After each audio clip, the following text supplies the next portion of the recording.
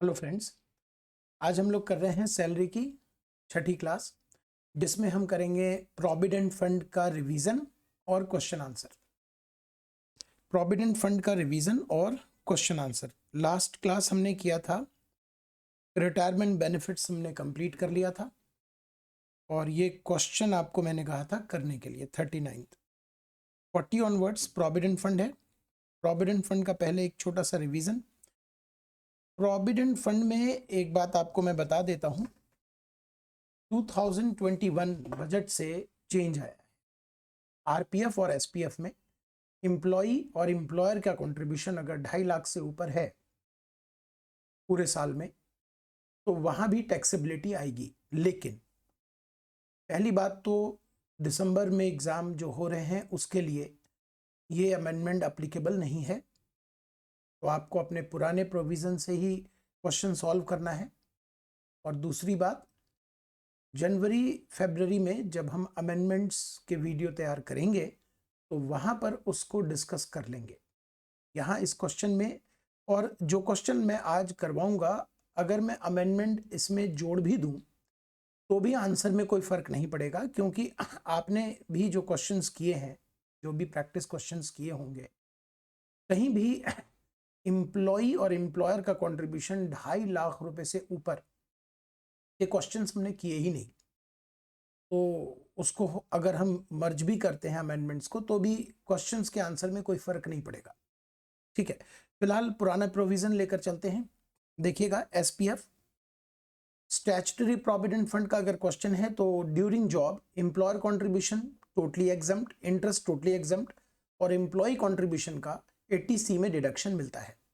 Retirement में जब SPF से पैसा विड्रॉ करते हैं तो वो फुल्ली एग्जम्प्ट होता है।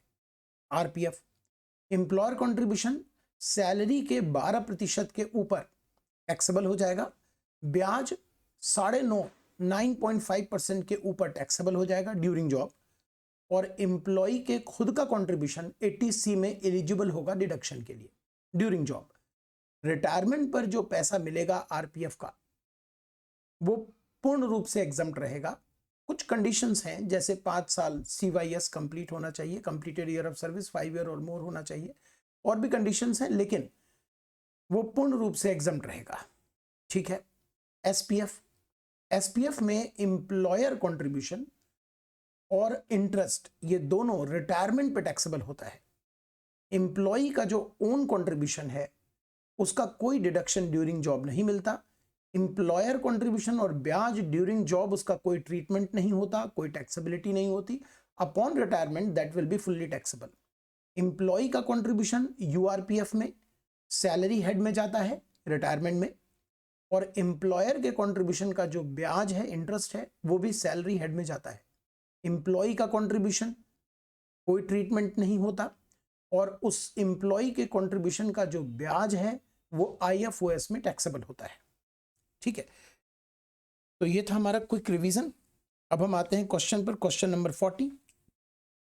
मिस्टर ए रिटायर हो रहे हैं 31 दिसंबर 2020 को, 25 साल की सर्विस पूरी की है। डिटेल दी गई है, बेसिक पे 16,000 रुपए 9 मंथ्स के लिए, दिसंबर तक का। Dearness allowance 8,000 per month 9 months के लिए। लमसम अमाउंट यूआरपीएफ से मिला है, यानी सबसे पहला क्वेश्चन हम कर रहे हैं यूआरपीएफ का। और पीपीएफ में इन्होंने कुछ पैसे 40,000 रुपए डिपॉजिट किए हैं, जिसका आप जानते हो ट्रीटमेंट 80C में आना है। ठीक है, ओके।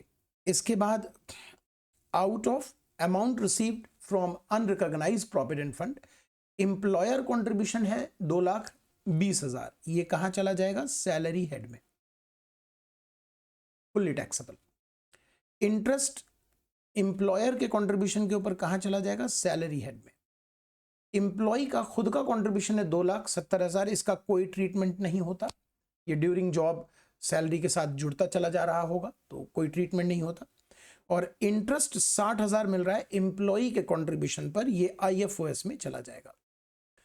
क्वेश्चन पूछा जा रहा है, what is taxable portion of amount receive from URPF.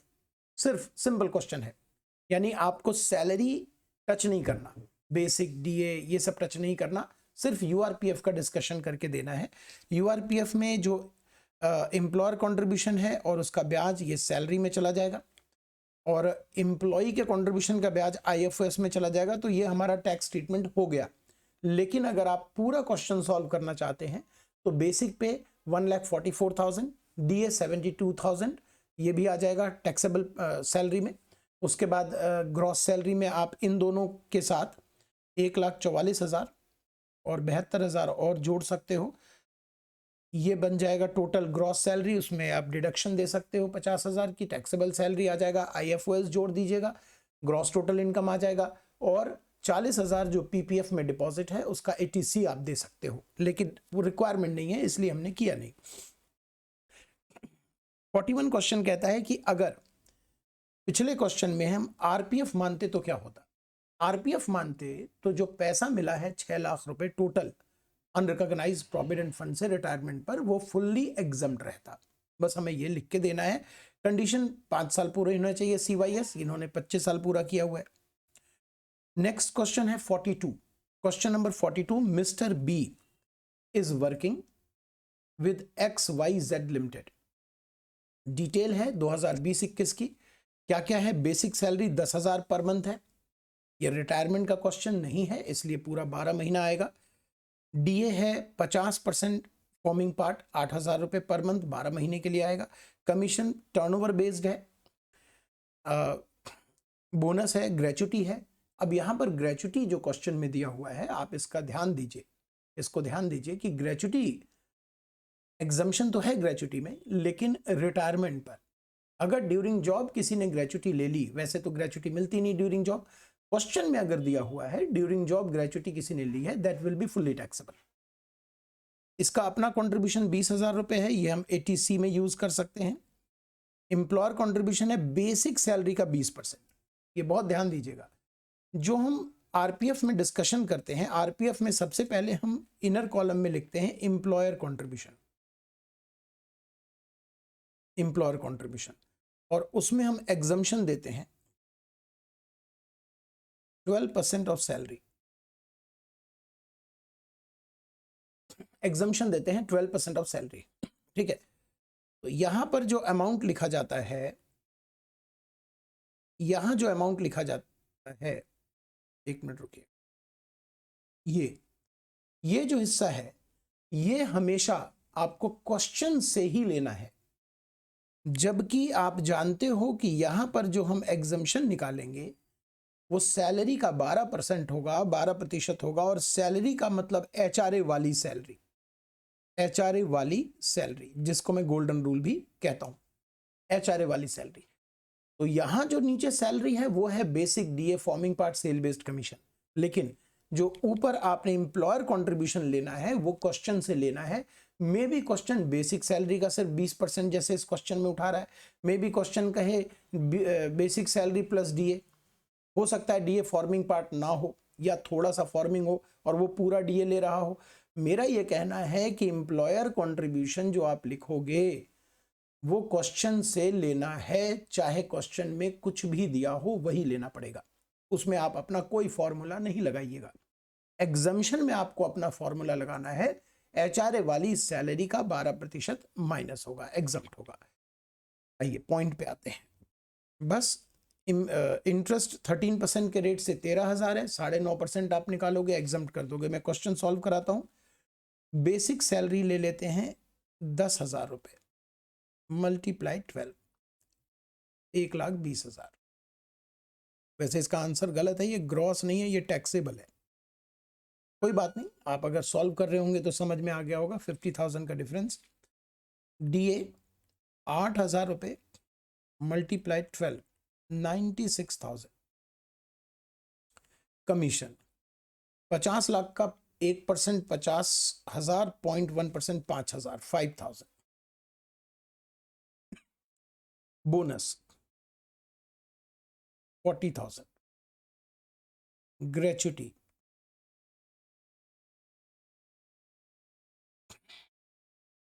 मन में अगर आपके ख्याल आ रहा है तो मैं एक बार डिस्कस करता हूं। एक और चीज, मान लें कि ये क्वेश्चन गवर्नमेंट एम्प्लॉय का होता। देखिए क्वेश्चन है वो सिर्फ आपकी नॉलेज को चेक करते हैं, प्रैक्टिकल लाइफ से थोड़ा हट के भी क्वेश्चन कभी दे दिया जाता है। मान लीजिए कि गवर्नमेंट एम्प्लॉय का क्वेश्चन होता और ग्रेच्युटी मिल रहा होता ड्यूरिंग जॉब, रिटायरमेंट नहीं है, तो क्या करते? भाई साहब, ग्रेच्युटी ड्यूरिंग जॉब अगर मिल जाए तो वो फुल्ली टैक्सेबल है सबके लिए। एग्जम्पशन सिर्फ रिटायरमेंट बेनिफिट्स के रूप में है। क्लियर? चलिए, ग्रेच्युटी ओन कंट्रीब्यूशन तो मैं 80C में ले जाऊंगा, यहां कोई यूज नहीं है। एम्प्लॉयर कंट्रीब्यूशन बेसिक सैलरी का 20% है। ये बेसिक सैलरी है, 20% कितना हुआ? 24,000। अब मैं एग्जम्पशन दूंगा 12% ऑफ सैलरी। यहां सैलरी का मतलब क्या लूंगा मैं? 1,20,000, 96,000 का आधा 48,000 और 5,000 कमीशन सेल बेस्ड है। 1,20,000 प्लस 48,000 प्लस 5,000 का 12%, 2760। 24,000 माइनस 2760, 3,240 टैक्सेबल हो जाएगा। ब्याज मिल रहा है 13,000 रुपये आरपीएफ में, माइनस करिए आप 9.5%। कैसे करेंगे? 13,000 डिवाइडेड बाई 13 मल्टीप्लाई 9.5, 9,500। टैक्सेबल कितना हो जाएगा? 3,500।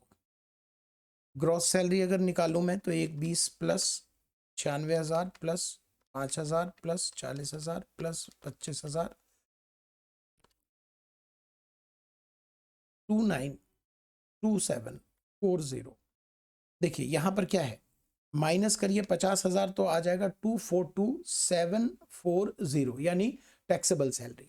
अगर आप और आगे जाना चाहते हैं, कोई अदर इनकम नहीं है, तो आप इसे जीटीआई बोल सकते हैं, और जो ओन कंट्रीब्यूशन है 20,000 उसका आप 80C में यूज कर सकते हैं। लेकिन 20,000 का कोई भी स्टूडेंट सैलरी के टैक्सेबल पार्ट में यूज ना करे। कोई ऐसा ना करे कि टैक्सेबल आ गया 2,42,720 20,000 यहीं से लेस कर दिया, ऐसा नहीं करना है, क्योंकि 80C हमेशा जीटीआई से मिलता है। ठीक है, नेक्स्ट क्वेश्चन देखते हैं 43 number question. Mister Ram employee है, एक्स लिमिटेड के बेसिक सैलरी है, डीए है, कमीशन फिक्स्ड है। इस बार एम्प्लॉय और एम्प्लॉयर दोनों ने बेसिक और डीए दोनों का 13% कंट्रीब्यूट कर रहे हैं। ठीक है, इस क्वेश्चन में मैं आपको एक पेंडिंग चीज सिखाऊंगा, जो मैंने आपको कभी कहा था पिछले किसी वीडियो में, कि डीए अगर ना दिया हो, साइलेंट हो डीए, तो आप इसे फॉर्मिंग मानकर बनाएंगे तो भी आंसर सही है, नॉट फॉर्मिंग मानेंगे तो भी सही है। लेकिन अगर डीए आरपीएफ में यूज किया जा रहा है एम्प्लॉयर के कंट्रीब्यूशन को लेकर, अगर एम्प्लॉयर जैसे यहां कंट्रीब्यूट कर रहा है 13% ऑफ बेसिक प्लस डीए, तो गुड अजम्पशन यह है कि आप डीए को फॉर्मिंग माने। लेकिन मैं दोबारा कह देता हूं कि आप डीए को फॉर्मिंग नहीं मानते हैं तो भी आंसर में कोई कमी नहीं है, पूरे मार्क्स मिलेंगे। तो मेरी बात अगर आपको कंफ्यूज कर रही होगी तो आप उसको ना सुने और आप उसे इग्नोर कर सकते हो। लेकिन अगर आप मेरी बात समझ पा रहे हो, इंटरेस्ट है इसमें, तो आप इसका उपयोग कर सकते हो एग्जाम में। मैं फिर से बताता हूं, सपोज करें इस क्वेश्चन में लिखा होता 13% ऑफ बेसिक, डीए नहीं होता। मैं मानकर चल रहा हूं कि डीए के बारे में क्वेश्चन साइलेंट है। मान लो दिया होता 13% ऑफ बेसिक कंट्रीब्यूशन है, तो मेरा गुड अजम्पशन होता DA is not forming part. मैं फिर बोल देता हूं, अगर मैं यहां डीए फॉर्मिंग लेकर बनाता तो भी आंसर सही माना जाता, क्योंकि क्वेश्चन साइलेंट है। लेकिन गुड अजम्पशन कहता है कि अगर डीए आरपीएफ में जा रहा है तो वो रिटायरमेंट बेनिफिट्स के लिए पार्ट बन गया। इसलिए अगर साइलेंट है क्वेश्चन तो डीए को उस हिसाब से कंसीडर कीजिए। मान लीजिए क्वेश्चन कहता है यहां पर बेसिक और आधे डीए का 13% कंट्रीब्यूशन है, बेसिक और हाफ डीए का 13% कंट्रीब्यूशन है, तो मेरा गुड अजम्पशन होता कि डीए आधा फॉर्मिंग पार्ट है। ये बड़ा मुश्किल होता है, बड़ा डेंजर है इस अजम्पशन को समझना और अप्लाई करना, क्योंकि अगर आप इसे ठीक से नहीं समझ पाए तो कभी कभी मैंने देखा है बच्चे इस अजम्पशन को, जहां डीए में क्लैरिटी दी रही होती है क्वेश्चन में कि डीए फॉर्मिंग है या नॉट फॉर्मिंग है, क्लैरिटी रहती है, वहां भी यूज करने लग जाते हैं। वो गलत बात है। मेरा गुड अजम्पशन सिर्फ वहां जाएगा जहां डीए साइलेंट है, ये फॉर्मिंग है या नहीं, और वहां उस क्वेश्चन में आरपीएफ भी होना चाहिए। हमें यह इशारा मिलना चाहिए कि डीए भी आरपीएफ के लिए यूज किया जा रहा है। तो जो भी डीए यूज किया जा रहा है आरपीएफ के लिए, उसका गुड अजम्पशन होना चाहिए फॉर्मिंग पार्ट। ठीक है, तो इस क्वेश्चन में डीए मैंने फॉर्मिंग पार्ट लिया है, और पेज के बॉटम पर मैंने ये बात जो आपको अभी समझाई वो मैंने यहां लिख भी दी है। ओके, चलिए, तो बेसिक 15,000 गुने में 12, 70% डीए, करेक्ट है सर। कमीशन फिक्स्ड है 1200 रुपए, ले लिया। एम्प्लॉयर कंट्रीब्यूशन है बेसिक और डीए का 13%, यानी बेसिक और डीए कितना हो गया, 3,16,000। 3,16,000 का 13%, 3,16,000 है, 2 और 10, अच्छा 3,06,000 आ रहा है। तो 3,06,000 का 13%, 39,780। और चूंकि मैंने डीए फॉर्मिंग मान लिया है, तो बेसिक और डीए को मिलाकर जो सैलरी आई यही यूज करेंगे एग्जाम्पशन में। तो 3,06,000 रुपए का 12% एग्जाम्प्ट रहेगा, 36,720 बैलेंस टैक्सेबल है। 10.5% ब्याज मिल रहा है, डिवाइडेड बाई 10.5 मल्टीप्लाई 9.5, और ये आंसर आ जाएगा। एचआरए आप एक्सपर्ट हो, आप खुद से भी कर सकते हो, सिंपल है एचआरए, आप एचआरए की प्रैक्टिस कर चुके हैं। 60,000 रुपये एचआरए आ जाएगा। एक्चुअल सैलरी, एक्चुअल रेंट 6,700 रुपये पे कर रहे हैं दिल्ली में। Actual HRA 50% of salary, rent paid minus 10% of salary. Salary का मतलब क्या लेंगे, 3,06,000 जो आरपीएफ में ले रहे हैं। Over time allowance will be fully taxable, तो वो 150 दिन के लिए 250 रुपये मिल रहा है। तो 250 गुने में 150, 37,500, ये फुल्ली टैक्सेबल है। यूनिफॉर्म अलाउंस उस कैटेगरी का है जहां पर एग्जम्पशन दी जाती है अगर वो एक्चुअली यूटिलाइज हो जाए ऑफिस पर्पस से। यहां मैंने एक चीज थोड़ा सा ध्यान दीजिएगा, ये जो शब्द है आपको एग्जाम में कंफ्यूज कर देगा, ध्यान से देखिए क्या लिखा है। यूनिफॉर्म अलाउंस 1,500 रुपए पर मंथ मिल रहा है, 60% इज अनयूटिलाइज्ड, मतलब 40% यूटिलाइज्ड है। तो एग्जम्पशन आप 60 मत दे देना, 40% एग्जम्प्ट करना, and balance will be taxable. ठीक है, ग्रॉस सैलरी आ गया, डिडक्शन दीजिए टैक्सेबल सैलरी। आप चाहें आगे बनाना तो जो एम्प्लॉई का कंट्रीब्यूशन है, अच्छा आगे है क्वेश्चन, टीटीआई पूछ रहा है, तो सैलरी जो आएगा उसके बाद आप हाउस प्रॉपर्टी गिवन है वो आप ले लीजिए 270। जीटीआई में जो एम्प्लॉई का कंट्रीब्यूशन है वो यही है, ऊपर पढ़िए ठीक से, employer and employee each contributes, यानी दोनों सेम अमाउंट कंट्रीब्यूट कर रहे हैं, तो यही एम्प्लॉय भी कंट्रीब्यूट कर रहा है, इसलिए इसे आप 80C में लेकर जाएंगे और ये ऐसे टीटीआई बन जाएगा। ठीक है, नेक्स्ट क्वेश्चन पर आते हैं, क्वेश्चन नंबर 44।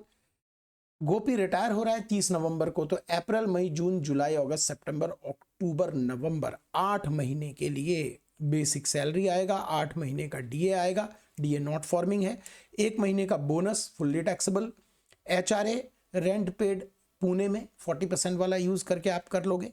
ओन कंट्रीब्यूशन को आप 80C में ले जाओगे। एम्प्लॉयर कंट्रीब्यूशन कितना है, 12.5%। अब जरा देखिए यहां क्या है, मैंने आपसे कहा था जो एम्प्लॉयर का कंट्रीब्यूशन है वो आप एक्चुअल क्वेश्चन में देखकर लिखना। जैसे यहां मैं अगर एम्प्लॉयर कंट्रीब्यूशन लिखूं तो बेसिक सैलरी 1,60,000 और आधा डीए यानी 28,000, कितना है,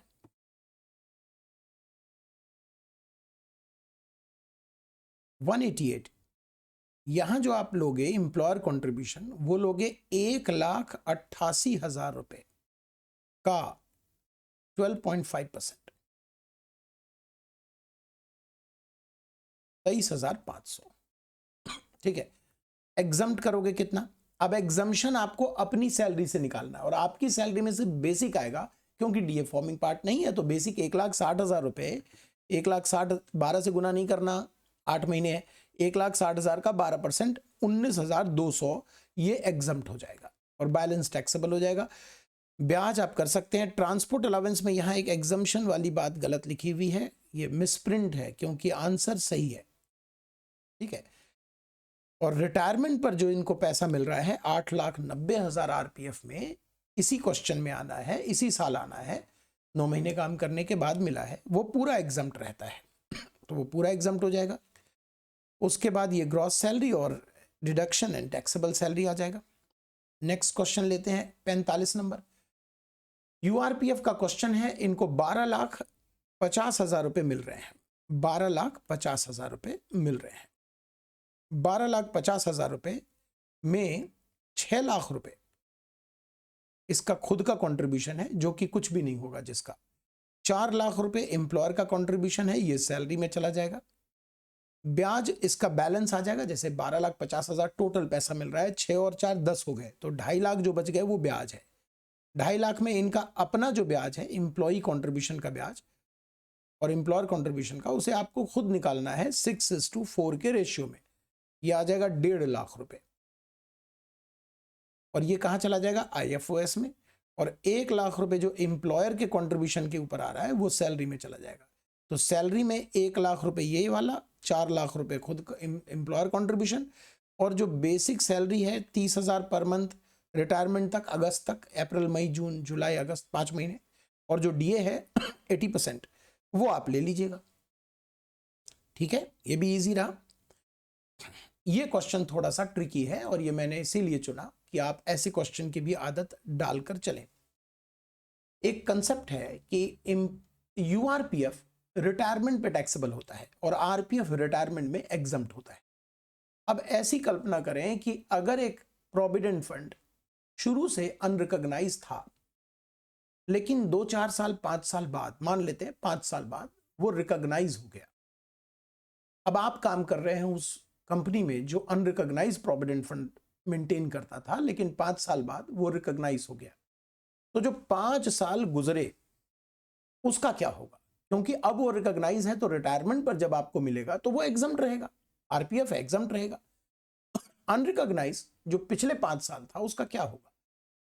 नियम क्या है वो सुनिए। नियम है कि आपको शुरू से रिकॉग्नाइज मान के, अज्यूम करके, पिछले 5 वर्षों का ये अमाउंट निकालना पड़ेगा कि अगर वो रिकॉग्नाइज होता तो कितना अमाउंट टैक्सेबल होता है। एम्प्लॉयर कंट्रीब्यूशन 12% के ऊपर, ब्याज 9.5% के ऊपर। तो वो जो 5 वर्षों का आरपीएफ होता, ऐसा मानकर जो आपने अमाउंट निकाला टैक्सेबल, वो जिस वर्ष अनरिकॉग्नाइज से रिकॉग्नाइज हुआ वो प्रोविडेंट फंड, उस वर्ष के टैक्सेबल सैलरी में ऐड हो जाता है। इस क्वेश्चन में एक बंदा 1/4/2018 को सैलरी 5,000 पे ज्वाइन करता है। 1/4/19 को 1,000 रुपये का इंक्रीमेंट हो जाता है। 1/4/20 को 1,000 रुपये का इंक्रीमेंट हो जाता है। ये बेसिक है और डीए भी यहां पर है, 3,000 रुपये पे ज्वाइन कर रहा है, 3,500 हो गया और 4,000 हो गया। अब वो रिटायरमेंट 9% का ब्याज मिल रहा है आरपीएफ में, और ये डेट ठीक करिएगा प्लीज, 1/4/2020 को फंड रिकॉग्नाइज हो गया और सारे पैसे जो अनरिकॉग्नाइज में पड़े थे वो रिकॉग्नाइज को ट्रांसफर हो गए। आपको टैक्स ट्रीटमेंट बताना है।